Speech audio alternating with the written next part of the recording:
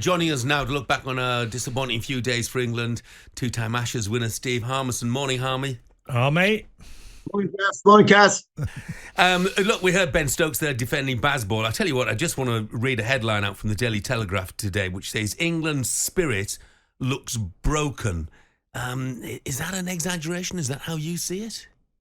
I don't see it like that. I really don't. I look at this series, and you can't marvel and talk up how great the win was in Hyderabad and then go too overboard with the defeat here. Yes, the manner of the defeat, the size of the magnitude of it, 434 runs, it's huge, it's massive. But I think Swanee said before, don't go too get too carried away on the criticism of this.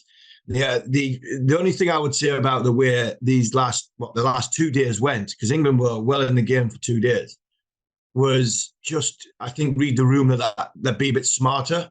And that, I think, has come back to bite them a couple of times now under McCullum and Stokes. During the Ashes, 180 for 1 at Lords, when Nathan Lyon walks off injured, Australia only got 10 men, and England get bowled out for 300. They did the same in this Test match, 220 for 4, Ashwin out the Test match, England talking about getting a lead, and all of a sudden we lost by a mammoth total. I think there's times where we could be smarter, but I don't think we can be overly critical because of this is the way this team plays. And the team has played very, very well for the last 2 and a bit years. There's 2 Test matches left, and I still think England have got a chance to win the series.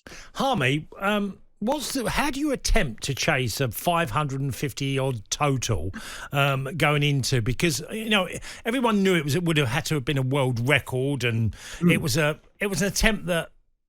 How do you actually try and even attack that sort of number? Well, for the last 100 years, Cass, the dressing room would have been no chance. No chance. There's no chance we can win this because history tells us that.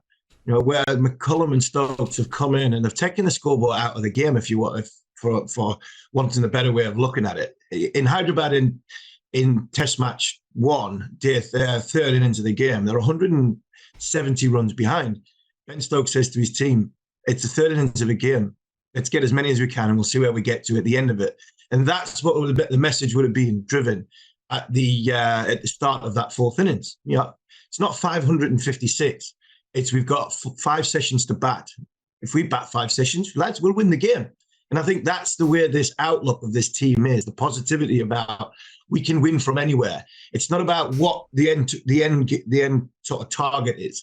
It's about, can we utilize the skill sets we've got, bat for a long period of time, and then let's see where this game takes us. And I think that's the refreshing part about Stokes and McCullum. They take the pressure away from the players and just ask them to perform individually in the workings of a team. And where they get to, for me, in the last 2 years, they've got to some unbelievable heights. But because they play that way, unfortunately, when they do have a bump in the road that people are seeing, it's a big one. And unfortunately, it was a big one yesterday. 122 all out. It was looking at it, it was a shocker. But I've still got a huge amount of confidence in the way that this team plays, especially the output they've got. That middle order, though, Harmy, they've got to find some form, haven't they? Root, Bairstow, even Stokes himself. Yeah, I totally agree, Jeff. I think that is the one concern that I didn't have going out to India. When England went out to India, I was concerned about the spin bowlers. The spin bowlers have bowled, I think, reasonably well, considering the 3 spinners on the other side, on the Indian team. The 1, 2, 3, I was concerned about getting us off to a good start. The 3 I wasn't concerned about were Root, Stokes and Bairstow because of the amount of cricket they've played. Now, I think Ben's done very well in that middle order, holding things together. But I think the big concern would be Joe Root not scoring runs and Johnny Bairstow. Johnny looked a little bit shocked, to be fair.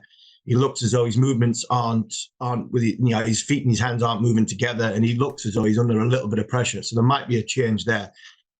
Joe Root, there's been a lot of talk about Joe Root, and it is strange to see him not having a good time in the subcontinent because he's probably one of the best players of spin bowling in world cricket outside Asia. So that is something that'll be a concern. But like Ben Stokes said after the game, Joe Root's played nearly 140 Test matches. Nobody tells Joe Root how to bat. And I still have confidence that in the last 2 Test matches, Joe Root will find form. I'm just a little bit more concerned about Bairstow, though. Army, just a brief one. We've talked a lot about the batters. What about the bowlers for England? Do you think, because obviously India accumulated a huge number themselves? Yeah, Jaiswal played unbelievable. Cass, as a bowler, you go out and you put the ball in the right area and you can have all your plans set. If somebody comes out and whacks them out of the park, there's not much you can do about it. This Jaiswal, he's batted unbelievably well. Sarfaraz came in. So, going out there with three spinners who hadn't hardly played in India, never mind played Test cricket, was always going to be a big challenge. I think the spin bowlers have done admirably well. Jimmy Anderson, there's a lot of meck of them 3 sixes that Jaiswal hit. Guy was in unbelievable form. I think we've actually bowled not too badly on this trip, and we fielded collectively as a unit and stayed together quite well. I sent one of the producers a message last night when you were trying to compare the two spin bowling departments, one on England, one on, and it was like, I said, it would be like comparing Harry Kane with a conference no striker. They're just completely different. They are so more educated. They are better bowlers than what we've got. We're very, very young and experienced. I think we've bowled not too badly on this trip. So hopefully that will continue. And it's not a big dent in their confidence, the size of the victory that India have just had on them. Harmy, brilliant. Thanks very much indeed, mate. Cheers, Army. Cheers, boys. Cav in Suffolk says, Jeff, this is not the first bump for Bazball. They haven't won a Test series since 2022. They haven't won a T20 series since 2022, and they got mullered in the World Cup. Well, you forget the last two, the T20 series and the World Cup. We're talking proper cricket here, Cav. And, of course, there have not been very many Test series since 2022.